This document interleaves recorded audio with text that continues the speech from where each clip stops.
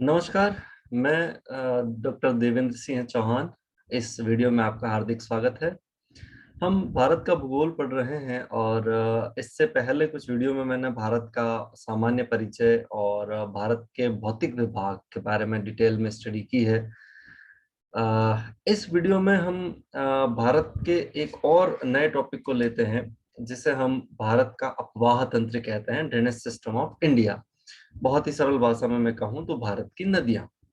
तो इसका अध्ययन हम डिटेल में इस पूरे आगे के कुछ वीडियो में करेंगे। तो मैं यहाँ इसका एक इंट्रोडक्शन आपको बता रहा हूँ कि भारत में अपवाह तंत्र किस तरह का है। तो आप इस वीडियो को ध्यान से देखिए और हर बार की तरह अंत में कुछ प्रश्न आपके लिए होंगे। तो ध्यान से सुनिए और उन प्रश्नों का आप आंसर देंगे, मैं ऐसी उम्मीद आपसे करता हूँ।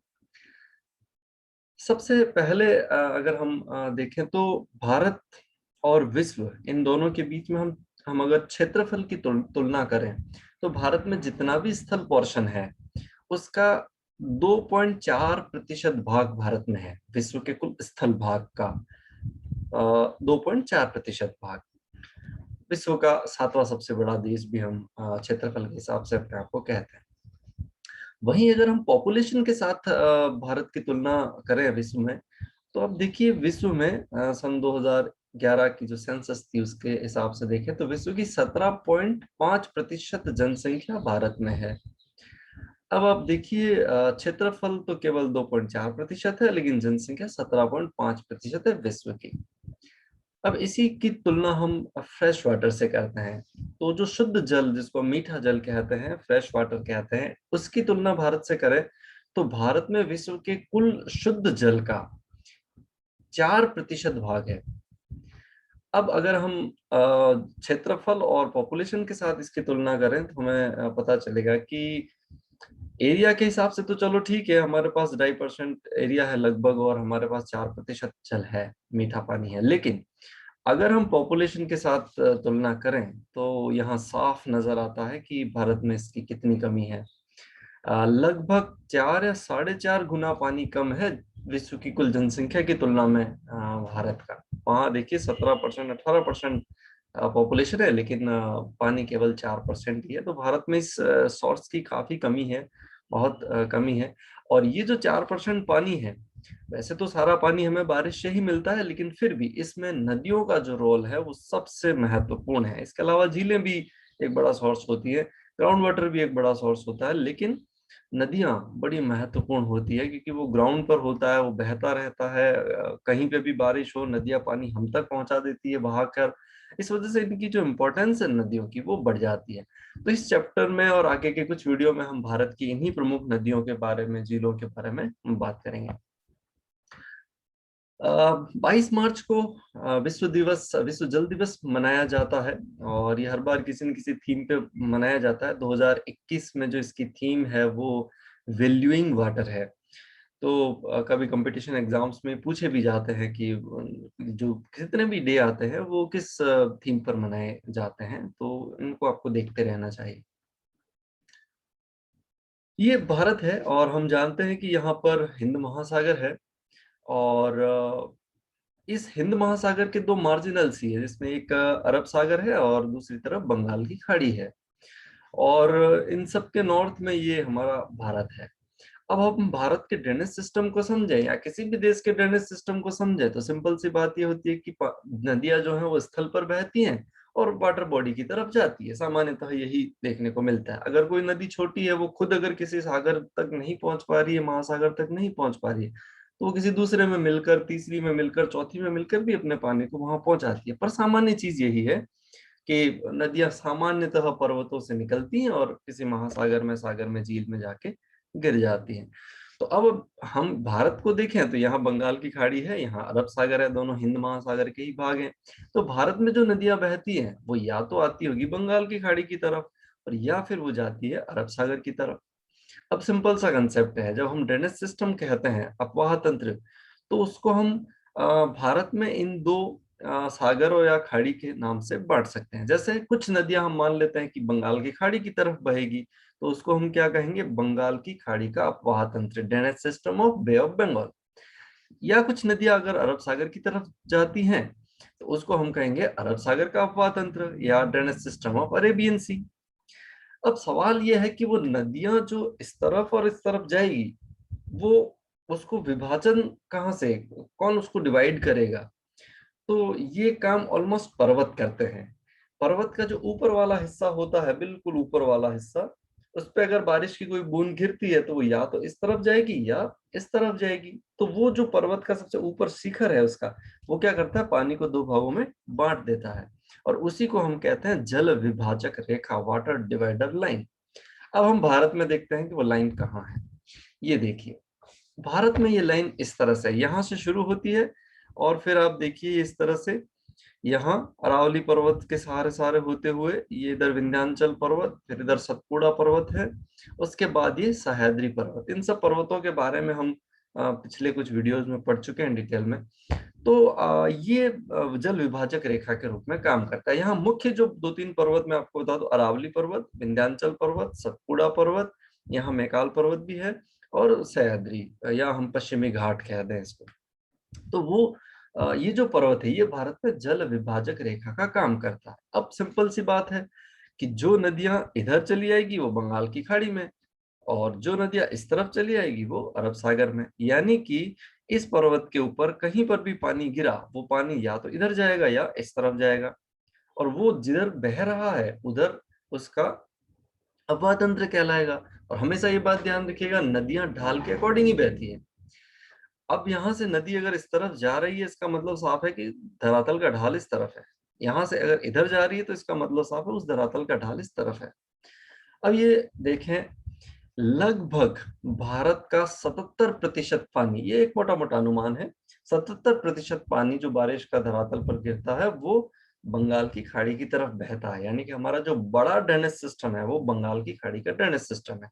अब इसका मतलब क्या है, सेवन सिस्टर में जितनी भी नदियां हैं उनका पानी इस तरफ आएगा।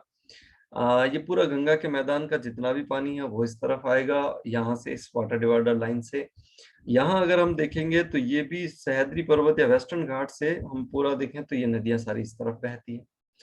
इसी तरह से अगर हम अरब सागर में देखें तो बचा हुआ लगभग 23% जो पानी है वो अरब सागर की तरफ जाता है। इसमें ये जम्मू कश्मीर से लेके पंजाब, हरियाणा और राजस्थान, गुजरात, ये जो पानी है वो इस तरफ आता है, यहाँ जो नदियां बहती हैं वो। इसी तरह से नर्मदा ताप्ती भी इस तरफ बहती हैं, और यहाँ वेस्टर्न घाट से निकलकर छोटी छोटी कई सारी नदियां इस तरफ बहती है। इन सब नदियों के बारे में हम डिटेल में जो स्टडी है वो हम अगले कुछ वीडियोस में करेंगे, लेकिन अभी आप सिर्फ ये समझिए कि ये सारा जो क्षेत्र है उसका पानी अरब सागर में जाता है। इसलिए इस पूरे क्षेत्र में बहने वाली नदियों को हम कहते हैं अरब सागर का अपवाह तंत्र, और बाकी इस पूरे क्षेत्र में बहने वाली नदियों को हम कहते हैं बंगाल की खाड़ी का अपवाह क्षेत्र, अपवाह तंत्र। और वाटर डिवाइडर लाइन ये इस तरह से ये कुछ पर्वतों की को मिला दे तो एक चेन बन जाती है, और उस चेन के हिसाब से वो पानी डिवाइड होके बहता है। अब यहाँ एक और चीज है कि बंगाल की खाड़ी का अपवाह तंत्र हो गया, अरब सागर का अपवाह तंत्र हो गया, एक और अपवाह तंत्र भारत में पाया जाता है जिसको हम कहते हैं इनलैंड ड्रेनेज सिस्टम, आंतरिक अपवाह तंत्र, या इसको भूमिगत अपवाह तंत्र भी हिंदी में कहते हैं हम। इसका मतलब ये है कि कभी कभी नदियां, क्या होता है, नॉर्मली तो हम ये कह रहे हैं कि नदी पर्वत से निकलती है सामान्यतः, और किसी सागर समुद्र में बहती है, उसमें चली जाती है।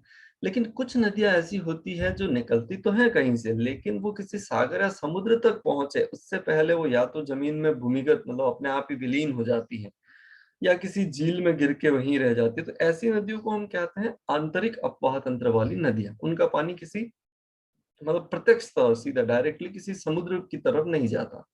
तो ऐसा जो क्षेत्र है वो भारत के मुख्यतः एक राज्य में देखने को मिलता है, और वो है राजस्थान। तो राजस्थान के इस पश्चिमी राजस्थान, यानी कि जो थार का मरुस्थल है मूलतः, उसके अंदर बहने वाली जो नदियां हैं वो किसी समुद्र तक नहीं पहुंचती है। वो चलते चलते अपने आप ही रेत में उनका पानी खत्म हो जाता है, फिर आगे नदी का किनारा दिखाई ही नहीं देता है। तो ऐसे अपवाह तंत्र को हम कहते हैं इनलैंड ड्रेनेज सिस्टम। और अगर हम राजस्थान में देखें तो गग्गर यहाँ एक प्रमुख नदी है जो इस तरह का उदाहरण रखती है। इसके अलावा भी इस पूरे क्षेत्र में कुछ और नदियां हैं, साहिबी है, कांतली है, इन सब के बारे में हम राजस्थान का भूगोल जब पढ़ेंगे तो और डिटेल में बात करेंगे, लेकिन ये पूरा सिस्टम इनलैंड ड्रेनेज सिस्टम कहलाता है। अब अगर हम भारत के अपवाह तंत्र को कितने भागों में बांट सकते हैं ये बात करें तो मूलतः तीन भाग हो जाते हैं। एक तो बंगाल की खाड़ी का अपवाह तंत्र, यानी कि वो नदियां जो बंगाल की खाड़ी की तरफ गिरती हैं। दूसरा अरब सागर का अपवाह तंत्र, मतलब वो नदियां जो अरब सागर की तरफ बहती हैं। और तीसरा आंतरिक अपवाह तंत्र, जो जो किसी सागर की तरफ नहीं जाती, जमीन में विलीन हो जाती है। लेकिन ये क्षेत्र बहुत छोटा है, इतना बहुत महत्वपूर्ण नहीं होता है। इस वजह से हम भारत के अपवाह तंत्र को मूलतः दो भागों में डिवाइड करते हैं। अब बंगाल की खाड़ी का अपवाह तंत्र और अरब सागर का अपवाह तंत्र। अब आप इस मैप के अंदर देखिए, ये 3D मैप है तो हमें बड़ी आसानी से ये समझ में आता है। ये वाटर डिवाइडर लाइन जो कि मैंने अभी आपको पिछले मैप के अंदर भी दिखाई थी। अब आप यहाँ देखिए कि ये सारी नदी, अब जैसे ये गंगा और उसकी सहायक नदियां हैं, ब्रह्मपुत्र नदी यहाँ से इस तरह से बहती है, ये सिंधु और उसकी सहायक नदियां इस तरफ आ रही है, ये नर्मदा और ताप्ती और माही और ये सारी नदियां इस तरफ यहाँ बहती है। महानदी है, गोदावरी है, कृष्णा है और कावेरी, ये सारी नदियां इस तरफ बहती है। तो इससे बड़ा क्लियर हो जाता है कि ढाल किस तरफ है। आप यहाँ देखेंगे सीधा नजर आता है ढाल इस तरफ है, ये देखिए ढाल इस तरफ है, यहाँ भी ढाल इस तरफ है, इसका ढाल इस तरफ।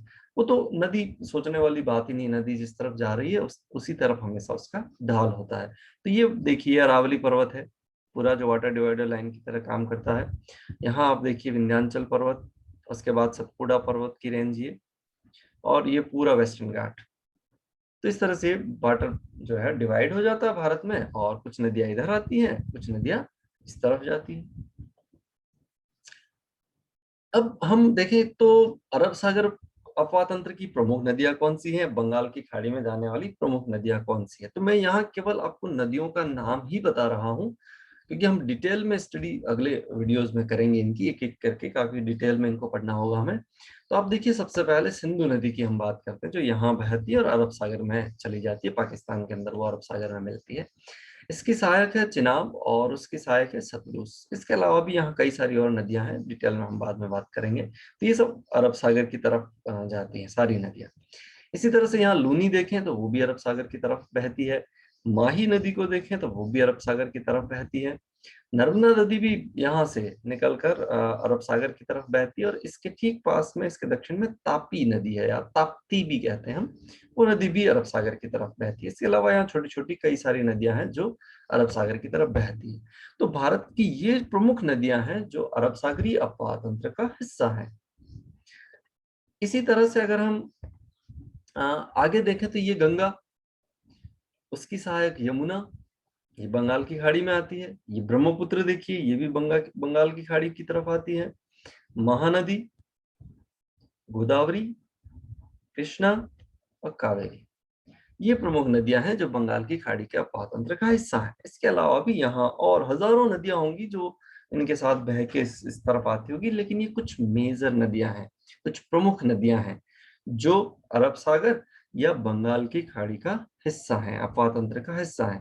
अब आप मूलतः ये ध्यान में रखें कि कौन सी नदियां बंगाल की खाड़ी की तरफ जा रही है, कौन सी नदियां अरब सागर की तरफ जा रही है।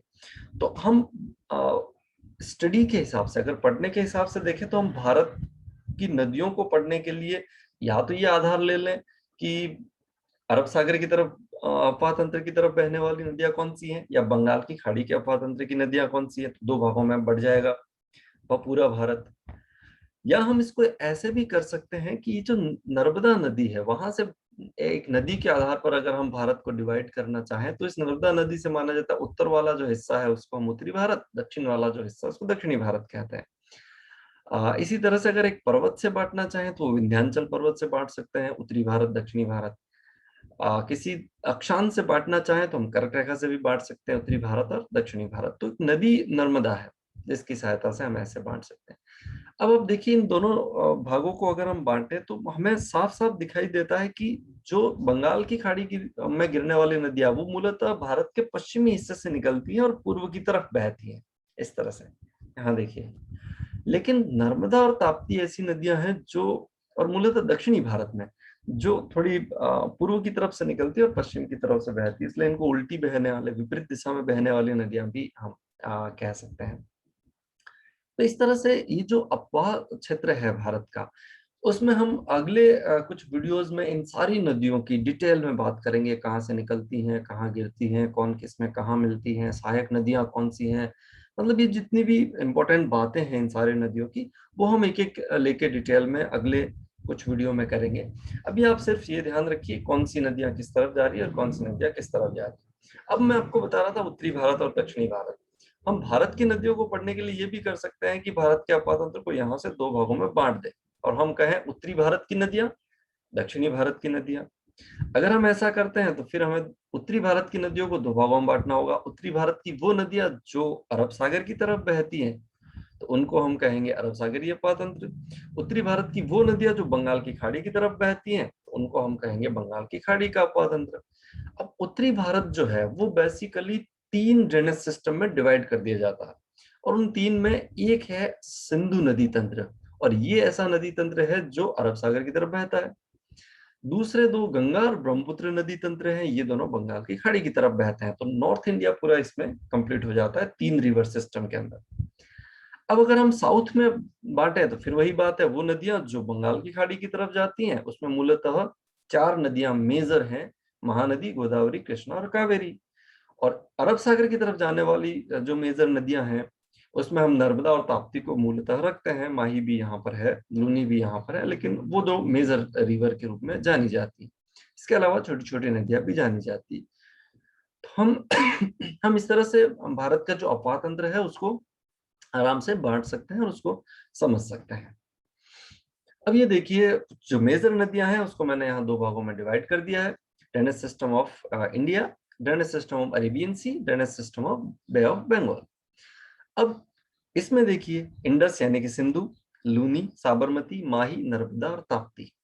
ठीक है, ये कुछ नदियां हैं जिनको मैंने नॉर्थ टू साउथ की तरफ भी कर दिया है। अगर हम drainage system of Bay of Bengal की बात करेंगे तो इसमें गंगा, ब्रह्मपुत्र, महानदी, गोदावरी, कृष्णा, कावेरी, ये मेजर नदियां हैं। इसके अलावा हजारों नदियां हैं जो इनकी सहायक नदियों के रूप में होंगी या इंडिविजुअल भी छोटी छोटी नदियां सीधी जाकर उसमें गिर सकती हैं, वो सारी। लेकिन ये कुछ मेजर नदियां हैं जिसको हम देख सकते हैं। इतना पढ़ने के बाद अब मैं आपसे कुछ सवाल यहाँ पर पूछ रहा हूँ, तो आप मुझे फटाफट इसके जवाब दीजिए। सबसे पहला सवाल है, विश्व के कुल जल का कितने प्रतिशत जल भारत में उपलब्ध है? विश्व जल दिवस कब मनाया जाता है? जल विभाजक रेखा किसे कहते हैं? भारत में जल विभाजन रेखा के रूप में कार्य करने वाले किन्हीं दो पर्वतों के नाम बताइए। भारत का लगभग कितना प्रतिशत जल बंगाल की खाड़ी की ओर बहता है? भारत में आंतरिक अफवाह तंत्र मुख्यतः किस राज्य में पाया जाता है? अरब सागर के अफवाह तंत्र की किन्हीं चार नदियों के नाम बताइए। बंगाल की खाड़ी के अफवाह तंत्र की किन्हीं चार नदियों के नाम बताइए। तो इस वीडियो को हम यहीं समाप्त करते हैं। आपने मेरा ये वीडियो देखा, आपको बहुत बहुत शुक्रिया, धन्यवाद आपका।